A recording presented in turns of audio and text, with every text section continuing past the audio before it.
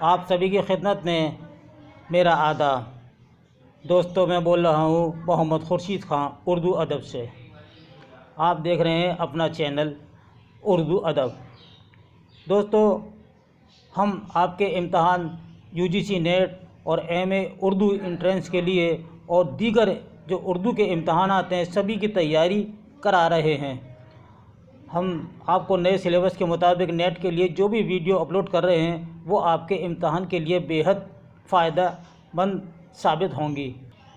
ابھی ہم نے آپ کو خواجہ الطاف حسین کی جو نئے سلیبس کے مطابق نظمیں دی گئی ہیں ان کے 2 خلاصے ہم آپ کو پیش کر چکے ہیں، جس میں نشاط امید ہے اور برکھا روت ہے۔ آج ہم مناجات بیوہ جو حال ہی کی لکھی ہوئی نظم ہے، یہ 3 نظمیں آپ کے کورس میں شامل ہیں۔ مناجات بیوہ یعنی اس کا مطلب ہے، مناجات کے معنی ہے کہ اللہ کی تعریف اور اپنی عاجزی کے ساتھ اللہ سے دعا مانگی جائے۔ تو یہ بیوہ کی دعا ہے جو اللہ تعالیٰ سے اپنی عاجزی کا اظہار کر کے دعا مانگتی ہے۔ تو اس میں الطاف حسین حالی نے بڑی خوبی کے ساتھ اس نظم کو قلم بند کیا ہے۔ سب سے پہلے ہم مولانا حالی کی نظم نگاری پر غور کرتے ہیں کہ مولانا الطاف حسین حالی نے جدید نظم کی بنیاد ڈالی اور اس کو بڑی وسعت دی۔ مشاعروں میں غزلوں کے پڑھنے کا چلن بہت زیادہ ہے، لیکن محمد حسین آزاد اور حالی کی کوششوں سے مل کر نظموں میں عنوانات کے تحت شاعر اپنے خیالات کا اظہار کرنے لگے اور نظمیں بڑی دلچسپی سے پڑھی اور سنی جانے لگیں۔ الطاف حسین حالی کو اردو نثر اور اردو شاعری دونوں میں شہرت نصیب ہوئی، لیکن جدید نظم نگاری میں مولانا حالی کو اہم مقام حاصل ہے۔ حب الوطنی ان کے اندر کوٹ کوٹ کر بھری ہوئی تھی۔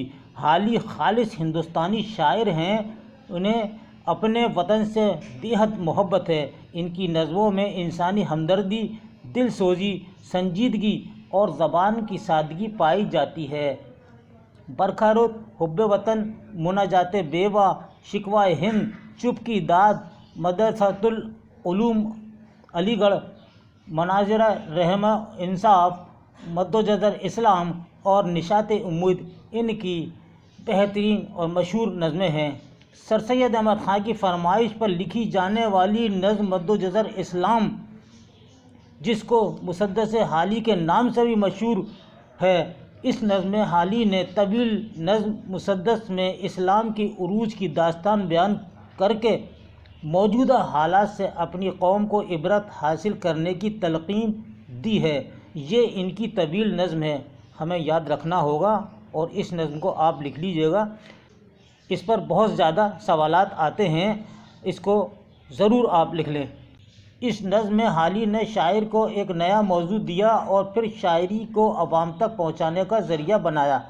اس نظم میں مسلمانوں کے عروج و زوال کی داستان بڑے مؤثر پیرائے میں بیان کی گئی ہے۔ حالی کے کلام میں سادگی اور سلاست ہے جس نے حالی کو غیر فانی بنا دیا ہے۔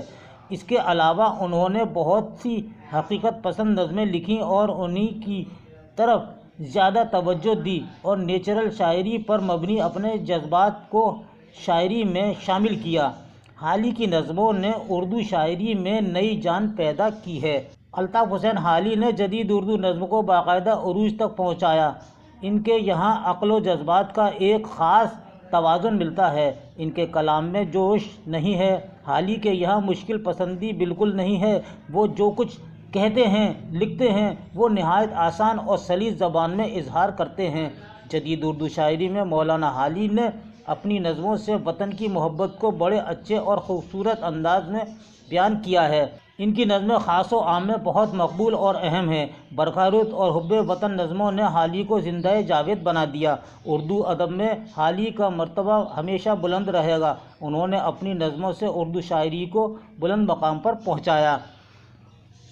اب آئیے مناجات بیوہ کا خلاصہ ہم آپ کو بتاتے ہیں۔ اس نظم میں ایک بیوہ اللہ تعالیٰ سے مخاطب ہو کر اپنی پریشانیوں اور دکھوں کا اظہار کرتی ہوئی کہتی ہے کہ اے خدا، کائنات میں تیری ہی ذات سب کچھ ہے، تو ہی اول اور آخر ہے اور تو ہی پریشانیاں دیتا ہے اور انہیں دور کرتا ہے۔ تو نے کسی کو خوشیوں سے بھر دیا ہے اور کسی کو زندگی میں صرف دکھ ہی دکھ دیے ہیں۔ تو کسی کو امیر بناتا ہے اور کسی کو غریب۔ کسی کے لیے ساری محبتیں امٹتی آتی ہیں اور کوئی اس دنیا میں ایک غمخوار کے لیے ترستا ہے۔ اے خدا، مجھ جیسی بیوہ کی زندگی میں دکھوں کے سوا اور کچھ نہیں ہے۔ شوہر کے مرنے کے بعد سسرال والے مجھے منحوس سمجھتے ہیں، میکے والے بھی مجھے اپنے اوپر ایک بار خیال کرتے ہیں، یعنی اپنا بوجھ سمجھتے ہیں۔ میکے والے بھی شک کی نظر سے دیکھتے ہیں کہ اب یہ ہمارے اوپر بوجھ بن گئی ہے۔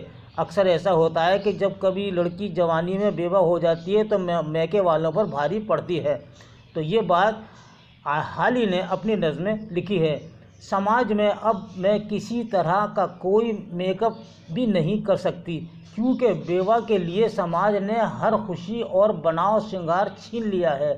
میں سماج کے کسی بھی نامحرم سے بات تک نہیں کر سکتی، کیونکہ ایسا کرنے پر میرے اوپر انگلیاں اٹھنے لگتی ہیں۔ سماج کی روایتیں کچھ ایسی ہیں کہ میں نکاح ثانی بھی نہیں کر سکتی، یعنی دوسرا نکاح بھی نہیں کر سکتی کسی دوسرے مرد سے۔ یہ بڑی سختی ہے اور تنہا اس پہاڑ جیسی زندگی کو کاٹنے کے لیے بہت مجبور ہوں۔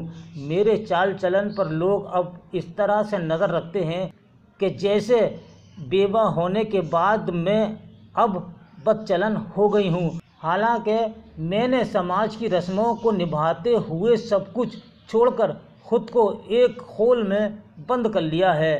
میری ساری خوشیاں مجھ سے چھین گئی ہیں، دن و رات کا سکون لٹ گیا ہے، ہر پل ایک خوف طاری رہتا ہے۔ دوستو، الطاف حسین حالی کی یہ بڑی عمدہ نظم ہے جس میں بیوہ کا بڑی خوبصورتی سے نقشہ کھینچا ہے کہ بیوہ اپنے تمام دکھوں کو خدا کے سامنے بیان کر کے ان اشعار میں خدا سے اپنی الفت کا اظہار کرتی ہوئی کہتی ہے کہ اس کائنات میں تجھ سے پہلے بھی کچھ نہیں تھا اور تیرے بعد بھی کچھ باقی نہیں رہے گا، یعنی تو اول اور آخر دونوں ہے۔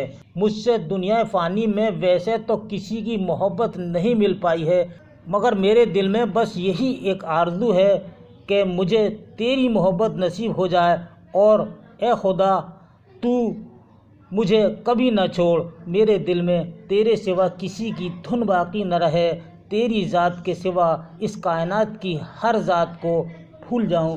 اے خدا، بس تو میرے دل میں اپنی محبت کی جوت جگا دے کہ اس کے سہارے میں سارے غم بھول جاؤں، اور جب دل میں تیرا پیار جاگ جائے گا تو اپنے آپ دل کو قرار آ جائے گا۔ دوستو، یہ بڑا دلچسپ خلاصہ ہے مناجات بیوہ کا، جس کے مصنف ہیں، جس کے شاعر ہیں خواجہ الطاف حسین حالی۔